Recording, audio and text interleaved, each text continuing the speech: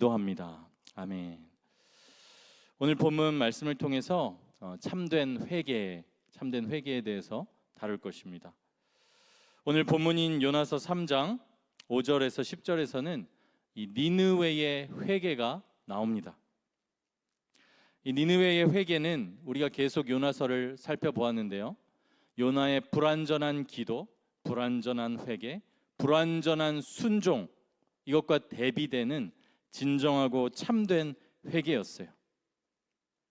그 참된 회개가 지금 선민 이스라엘이 아니라 바로 이스라엘의 원수 아수르 니느웨의 지금, 그리고 대단한 선포가 아니라 요나의 불완전한 선포에도 불구하고 지금 나타나고 있습니다. 그렇게 우리가 여기서 알 수 있는 것은, 회개라는 것은 하나님의 역사이고 성령의 역사라는 것입니다. 선포하는 자 중요하지만, 말씀을 듣는 자 중요하지만, 그것이 문제가 아니라 궁극적으로 성령의 역사, 하나님의 역사가 회개입니다. 지금 니느웨의 이 말씀의 역사, 성령의 역사가 일어나고 있습니다. 오늘 이 회개에 대한 말씀을 통해서 우리 마음이 겸비해지고, 또 우리들이 정말 회개해야 할 것들이 있다면 진정한 회개로 나아가게 되는 그런 시간이 되시기를 바랍니다. 오늘 본문에서 니느웨 백성들이 회개합니다. 본문 5절인데요, 한번 함께 읽겠습니다. 시작. 니느웨 사람들이 하나님을 믿고 금식을 선포하고 높고 낮은 자를 막론하고 굵은 베옷을 입은지라. 이 5절 한 절이 이 니느웨의 반응을 한꺼번에 요약하고 있어요. 이렇게 5절 한 절의 니느웨의 반응이 요약되어 있고, 그 다음 6절에서 9절까지는 더 구체적으로 니느웨의 반응을 시간 순서대로 적고 있습니다. 특별히 니느웨를 대표하는 니느웨의 왕이 어떻게 행했는지를 구체적으로 기록하고 있습니다. 본문 6절에서 9절을 다시 한번 교독하도록 하겠습니다. 그 일이 니느웨 왕에게 들림에 왕이 보좌에서 일어나 왕복을 벗고 굵은 베옷을 입고 제 위에 앉으니라.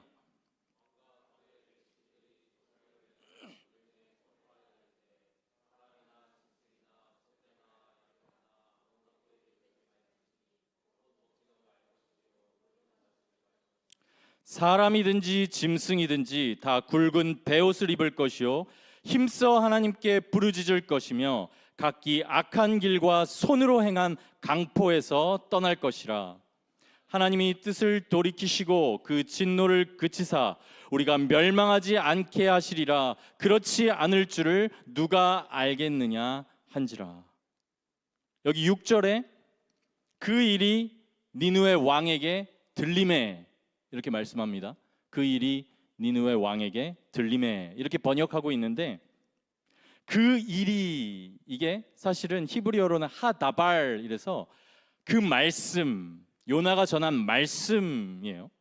그러니까 요나가 선포한 그 말씀이 이런 의미고, 들림에, 이거는 히브리어로 나가, 이런 단어를 쓰는데 이르다, 그리고 치다, 이런 뜻이 있어요. 치다. 그러니까 조금 더 원어의 의미를 더 직역해서 살펴보면, 요나가 전한 그 말씀이 니느웨 왕에게 이르렀고 왕을 내리쳤다, 이런 의미가 이 말씀에 담겨 있는 거예요. 하나님의 말씀이 니느웨 왕을 내려친 것입니다. 말씀이 역사할 때 일어나는 일이 바로 이와 같습니다. 말씀이 우리 심령을 강하게 치는 거예요. 아까 회개는 1차적으로 우리에게 달린 게 아니다, 이렇게 말씀을 드렸어요. 내가 할 수 있는 게 회개가 아닙니다. 그건 우리의 착각이에요. 회개는 먼저 하나님의 말씀으로부터 시작되고 성령께서 역사하심으로 회개가 가능합니다. 하나님의 말씀은 진리이고 말씀 그 자체로 힘이 있고 말씀 그 자체로 성령께서 그 위에 역사하십니다. 히브리서 4장 12절에서 13절 말씀입니다. 하나님의 말씀은 살아있고 활력이 있어 좌우에 날선 어떤 검보다도 예리하여 혼과 영과 및 관절과 골수를 찔러 쪼개기까지 하며 또 마음의 생각과 뜻을 판단하나니. 여러분이 말씀을 읽고 말씀을 들을 때 일어나야 하는 일이 바로 이런 일입니다. 여러분이 지금 예배하고 말씀을 듣는 시간이 정말 여러분에게 복이 되려면 말씀으로 경책을 받는 시간이 돼야 돼요. 말씀을 통해서 구체적인 인도하심을 받는 시간이 이 시간이 되어야 합니다. 나를 향한 하나님의 살아계신 음성이 내 심령에 들리는 시간이 되어야 여러분 그것이 여러분에게 참된 예배가 될 수 있습니다.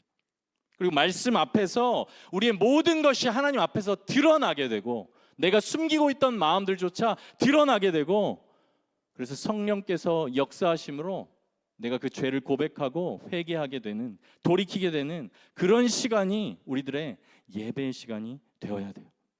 그게 고통스러운 것 같지만 아닙니다. 그것이 너무나 큰 복이에요.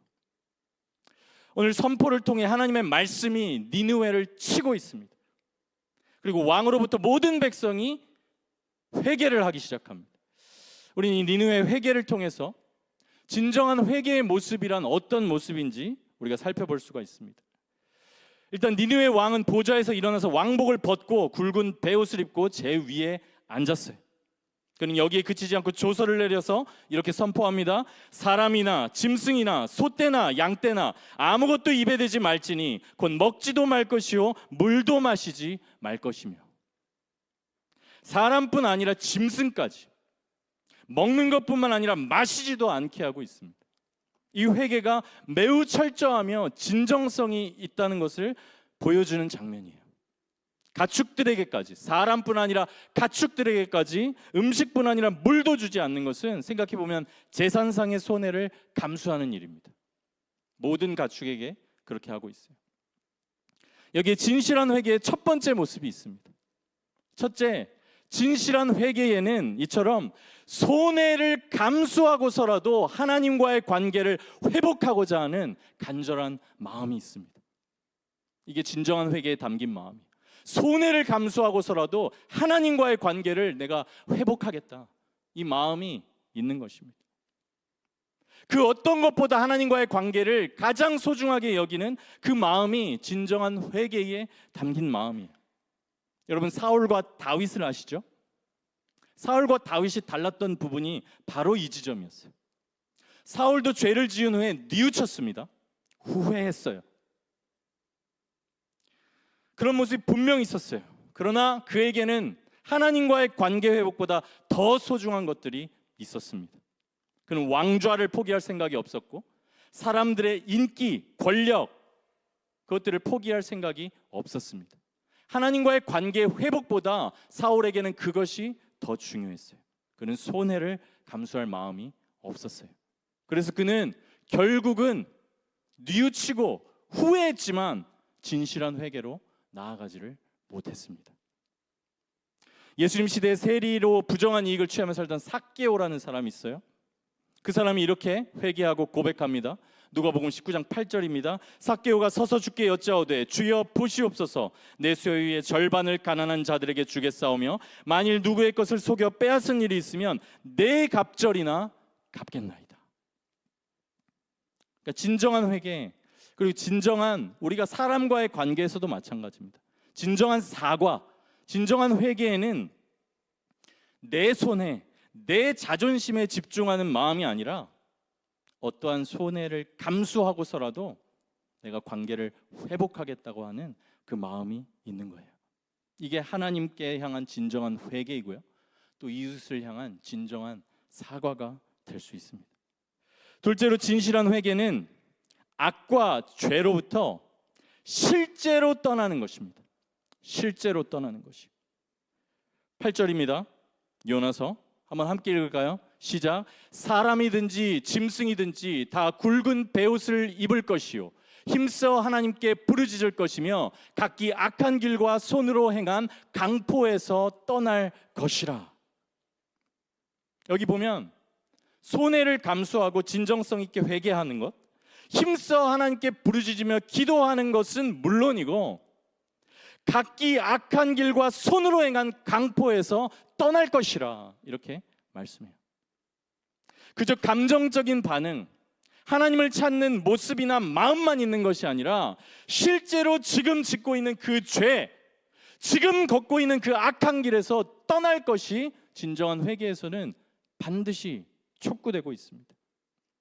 이게 진실한 회개예요. 세례 요한은 자기 죄를 자복하고 세례를 받으러 온 바리새인과 사두개인에게 이렇게 외쳤습니다. 요한이 많은 바리새인들과 사두개인들이 세례 베푸는 데로 오는 것을 보고 이르되 독사의 자식들아 누가 너희를 가르쳐 임박한 진노를 피하라 하더냐. 그러므로 회개에 합당한 열매를 맺고 속으로 아브라함이 우리 조상이라고 생각하지 말라. 내가 너희에게 이르노니 하나님이 능히 이 돌들로도 아브라함의 자손이 되게 하시리라.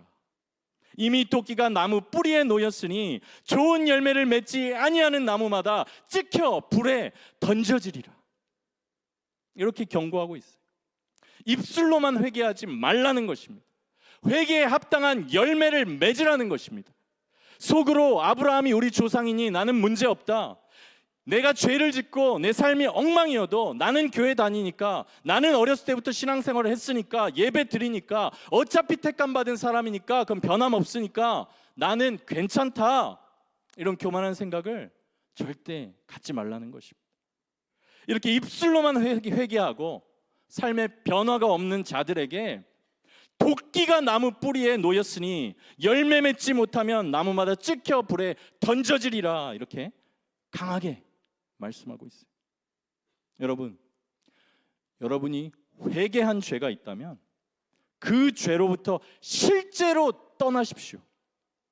입술로만 회개하지 말고 마음으로만 뉘우치지 말고 당장 그 하나님께서 경고하시고 그 일을 하지 말라고 하는 그 부분에 대해서 떠나십시오.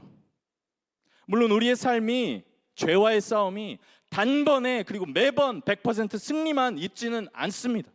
죄와의 싸움이라고 부릅니다. 그러나 우리는 죄와 피 흘리기까지 싸우라고 성경은 말씀합니다. 그 죄가 여러분이 택한 자녀라면 여러분을 지옥에 보낼 수는 없습니다. 그 죄가 여러분을 지옥에 보낼 수 없어요. 그러나 여러분, 그 죄가 여러분과 하나님 사이를 막고 그 죄의 열매들로 인해서 여러분이 이 땅에서의 삶이 지옥 같아질 수 있다는 것을 여러분 기억하셔야 돼요. 죄는 그렇게 만듭니다. 하나님과의 관계를 막습니다. 내 안에 있는 새로운 생명을 막아요. 평안을 누리지 못합니다. 하나님의 나라는 먹고 마시는 것이 아니라 성령 안에서 누리는 의와 희락과 평강이라. 그 의와 희락과 평강을 다 빼앗아가는 게 죄입니다. 예수께서도, 여러분, 우리 너무 자비로운 우리 예수님, 너무나 사랑이 많으신 예수님, 그 예수님도 죄에 대해서 이렇게 말씀하세요. 이거 예수님께서 하신 말씀입니다. 마태복음 5장 29절에서 30절입니다. 만일 내 오른눈이 너로 실족하게 하거든 빼어내버리라. 내 백체 중 하나가 없어지고 온몸이 지옥에 던져지지 않는 것이 유익하며, 또한 만일 내 오른손이 너로 실족하게 하거든 찍어내버리라. 내 백체 중 하나가 없어지고 온몸이 지옥에 던져지지 않는 것이 유익하니라.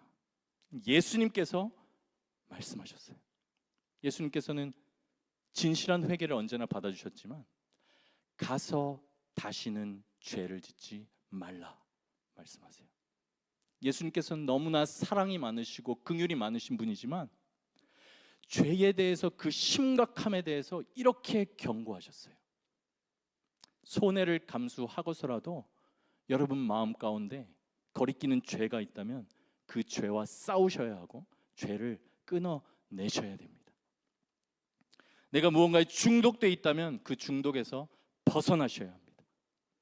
나를 괴롭히는 음란함이 있다면 음란함으로부터 도망치셔야 됩니다.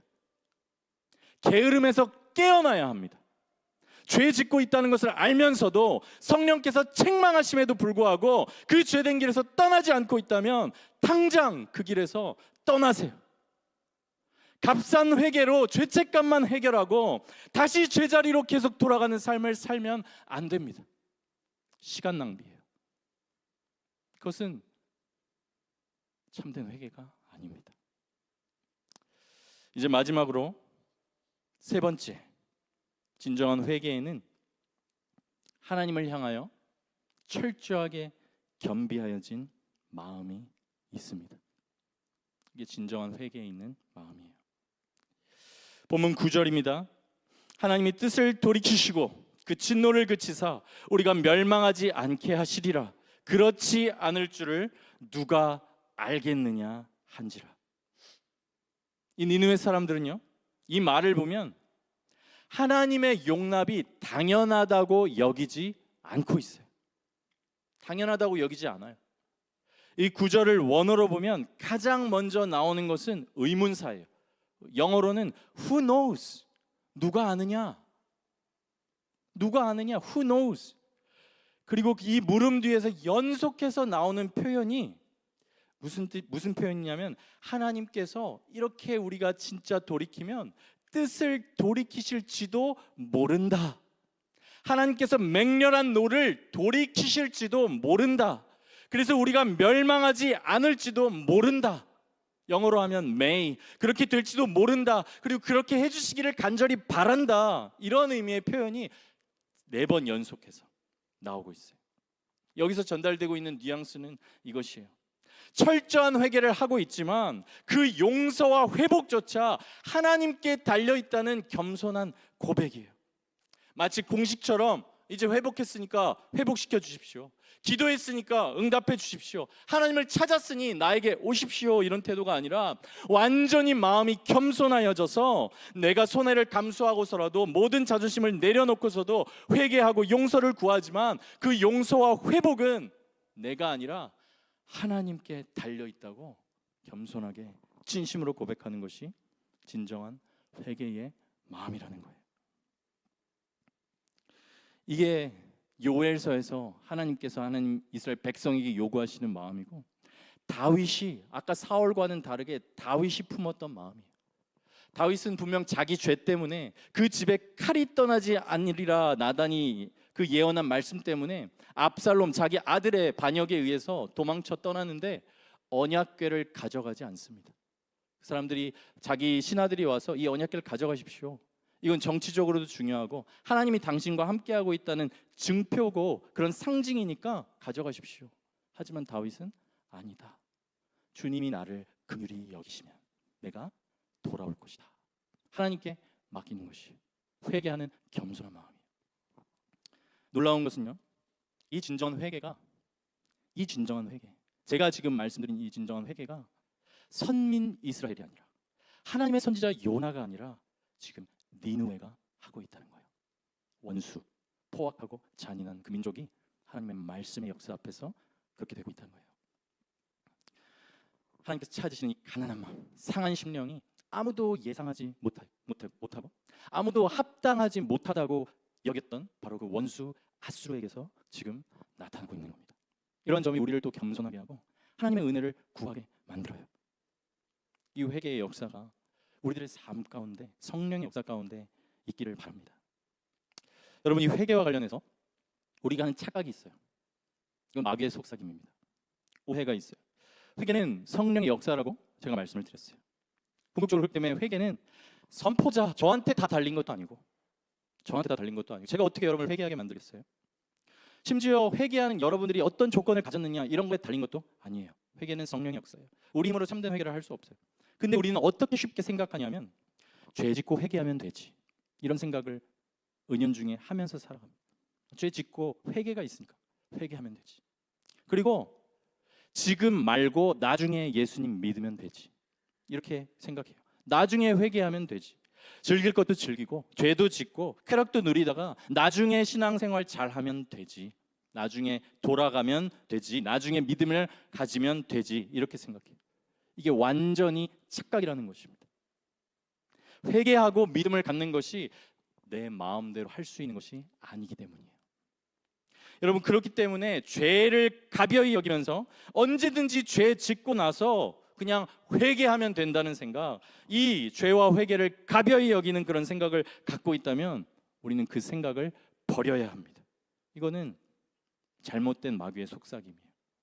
마귀는 이렇게 유혹해요. 처음에는 죄 지어, 회개하면 되잖아. 죄 지어, 죄 지어 회개하면 되잖아. 이렇게 유혹해요. 그리고 나서 죄 지으면 그때는 어떻게 이야기하는지 아십니까? 넌 절대 용서받을 수 없어. 네 그 회개가 진심이야? 넌 위선자야. 이렇게 우리를 참소하는 것이 마귀예요. 그러니까 마귀는 항상 이렇게 우리를 속이는 자예요. 속이는 자. 진리에 대해서. 토마스 브룩스라고 하는 청교도 설교가가 있는데 그분이 이제 책에서 이렇게 얘기합니다. 이것을 꼭 기억하도록 하라. 어떤 사람으로 하여금 죄를 짓지 않도록 하는 데 필요한 만큼의 하나님의 권능, 하나님의 사랑, 하나님에 대한 믿음, 하나님에 대한 두려움, 하나님을 기쁘시게 하고자 하는 마음, 하나님의 영광을 구하는 열정이 한 사람의 죄를 회개하도록 만드는데도 필요하다. 무슨 말이에요? 죄를 짓지 않는 것만큼의 은혜가 여러분 회개하는 데 필요하다는 것입니다. 이러므로 우리가 확실히 아는 것은 죄를 회개하는 것은 쉬운 일이 아니라는 점입니다. 여러분, 이 회개에 하나님의 크신 은혜와 역사가 필요하다는 것을 아셔야 돼요. 그래서 죄 짓고 잘못했습니다 하고 끝나는 것이 회개가 아닙니다. 나아가 회개가 진짜 내 맘대로 내가 할 수 있는 것이 아니고 큰 은혜와 하나님의 역사가 필요한 것을 우리가 알 때 우리가 실제로 죄를 더 멀리하게 되고 우리의 회개가 진실해지는 것입니다. 이제 오늘 설교의 마지막 포인트입니다. 지금 여러분 우리들에게는 지금 니느웨 사람들에게 전해진 복음에 대해서 듣고 있잖아요. 이 니느웨 사람들과는 비교할 수도 없는 더 확실하고 완전한 선포와 약속이 우리들에게 있다는 것을 우리가 알아야 하고 기억해야 돼요. 예수께서 요나의 이야기를 들어서 예수님께서 직접 이렇게 말씀하세요. 마태복음 12장 41절입니다. 심판 때에 니느웨 사람들이 일어나 이 세대 사람을 정죄하리니 이는 그들이 요나의 전도를 듣고 회개하였음이거니와 요나보다 더 큰 이가 여기 있으며. 우리가 회개하지 않는다면, 참된 회개의 삶을 우리가 살지 않는다면 심판 때에 니느웨 사람들이 우리를 죄 있다 정죄할 것이다 이렇게 말씀해요. 왜냐하면 요나보다 더 큰 이가 우리에게 있기 때문이에요. 그분은 우리와 우리의 참된 선지자 되시는 예수 그리스도예요. 그분이 우리에게 있어요. 요나는 불완전한 선지자였어요. 그는 겨우 하룻길만 다니면서 심판만 선포했어요. 또한 요나 당시에는 하나님께서 그 구원을 이제 예수 그리스도의 십자가와 부활을 통해 이루실 것이라고 하는 그 약속이 이 역사 속에서 완전히 다 주어지고 드러나지 않았던 때였습니다. 아직까지 그 구원의 방법에 대해서 어떻게 이룰지 다 비밀에 아직은 가려져 있던 때였어요. 희미하게 빛이 비춰졌지만 알 수 없는 때였어요. 분명 하나님께서 백성들에게 언약하고 이스라엘 백성에게 너는 복이 될지라 약속하고 너희가 정말 언약 백성으로서 그 복이 흘러갈 것을 약속했지만 그게 어떻게 이루어질지 그것을 다 보여주시지 않은 상태에 있었어요. 그러나 이렇게 니느웨 사람들은 아직 복음의 비밀이 다 드러나 있지 않은 시대에도 그 긍휼과 사랑과 공의를 보여주시는 십자가와 부활 사건이 아직 이 역사 속에서 이루어진 때가 아님에도 불구하고 선지자 요나의 불완전한 순종, 불완전한 선포에도 불구하고 지금 이 참된 회개로 나오고 있어요. 그런데 지금 우리들에게는 이 복음의 비밀이 확실하게 주어져 있어요. 우리에게 완성된 66권의 성경이 있고 이 성경이 계시하는 바 온전한 뜻과 약속을 모두 이루신 복음의 주인공이 되신 예수 그리스도가 우리에게 계세요. 그리고 그 그리스도께서 2000년 전에 이 땅에 오셔서 실제로 죽으시고 부활하심으로 성경의 모든 약속을 이 역사 속에서 다 이루셨어요. 그게 성경에 기록되어 있고 우리 신앙의 선배들의 고백들을 통해서 이어지고 있고 여러분은 매주 설교를 듣고 있어요. 그렇게 하나님께서는 자기 자신을 지금 그리스도를 통해서 알리시고 그리스도를 통해 하나님께로 나올 길을 보이셨어요. 선명하게 보이셨어요. 그리고 오늘도 우리를 그 길로 나와라 말씀을 계속해서 하고 계십니다. 지금 우리들에게는 이 니느웨 사람들과는 비교할 수 없이 확실하고 선명한 복음의 비밀이 주어져 있는 거예요. 그러므로 사도 바울이 구약의 이사야서 예언을 인용하면서 이렇게 말씀합니다. 고린도후서 6장 2절이에요. 이르시되 내가 은혜 베풀 때에 너에게 듣고 구원의 날에 너를 도왔다 하셨으니 보라 지금은 은혜 받을 때요, 은혜 받을 만한 때요, 보라 지금은 구원의 날이로다. 지금 오늘이 우리에게 그런 날이라는 것입니다. 우리에게는 은혜가 열려 있고 예수님이 계시가 되었고 성경을 통해 분명하게 알려졌고 보여졌어요. 예수님을 통해서 하나님께로 나아오라고 분명한 복음이 우리들에게 역사를 통해 지금 성경을 통해 이미 주어졌다는 것입니다. 그것이 활짝 열린 때가 지금이라는 거예요. 그것이 열려져 있지 않은 때조차 니느웨 백성들은 그 전도를 듣고 회개를 하였는데 하물며 우리는 그렇기 때문에 심판 때에 니느웨 사람들이 너희를 정죄할 거라 말씀하시는 거예요. 여러분, 이 예수 그리스도를 통해서 회개할 수 있는 때가 바로 지금이에요. 바로 지금, 바로 지금이에요. 은혜 받을 때가 바로 오늘이에요. 지금 길이 열려 있습니다. 예수님께로 나아오세요. 선명한 진리의 길, 성경을 통해 보이신 길, 역사 속에서 십자가와 부활을 통해서 확실히 증거된 그 길로 여러분 나오시기 바랍니다. 그리고 여러분의 삶을 회개하세요. 회개하라, 천국이 가까이 왔느니라. 예수님께서 처음 선포하신 복음이고 세례 요한이 처음 선포한 복음이에요. 회개하라. 예수 그리스도를 통해 임하는 하나님 나라가 지금 임하였다. 회개를 통해 우리가 그 나라로 들어갈 수 있고 회개를 통해 그 나라를 계속해서 누릴 수 있어요. 여러분, 그 길이 진정한 회개예요. 여러분의 죄들이 생각나는 것이 있다면 악인의 회개일지라도 받아주시는 그 하나님을 기억하시며 나아가세요. 성경에서 므낫세 왕이 있고요, 아합 왕이 있어요. 둘 다 아주 악한 왕이에요. 극악한 왕이에요. 근데 그 왕들의 회개조차 네가 지금 아합 왕이 내 앞에서 겸비하여진 것을 보느냐, 그러므로 내가 그때에 이 벌을 그에게 심판을 내리지 않을 것이다 말씀하시고, 므낫세 왕처럼 극악한 왕조차 하나님께서는 회개했을 때 그를 다시 포로된 것에서 돌려놓으시고 그것을 통해 므낫세 왕이 하나님이 여호와신 것을 알게 되었다 성경에서 말씀해요. 그 악한 자들까지도 그 회개를 진실하게 회개할 때 하나님은 그 뜻을 돌이키시는 긍휼의 하나님이세요. 오늘 말씀을 통해 진정한 회개에 대해서 살펴봤습니다. 진정한 회개에는 손해를 감수하고서라도 하나님과의 관계를 회복하고자 하는 진실한 마음이 있어요. 회개는 악한 길에서 실제로 떠나는 것이에요. 그리고 회개하는 자에게는 하나님 앞에서 철저히 낮아진 마음이 있어요. 여러분, 이 회개를 한 자만이, 그리고 이 회개를 지속적으로 진심으로 하고 있는 자가 진짜 하나님 나라의 백성이고 그리스도인이에요. 아직 한 번도 회개하지 않았다면 아직 예수님이 그 안에 거하시지 않는 것이에요. 하나님 나라에 들어가지 않은 것이에요. 그리고 그리스도인일지라도 이 회개를 진심으로 하고 있지 못하다면 정말 예수님의 그 생명을 누리고 있는지 돌아보아야 돼요. 여러분, 이 진실한 회개를 통해 하나님의 나라로 들어가시고 그 나라를 누리시기를 바랍니다.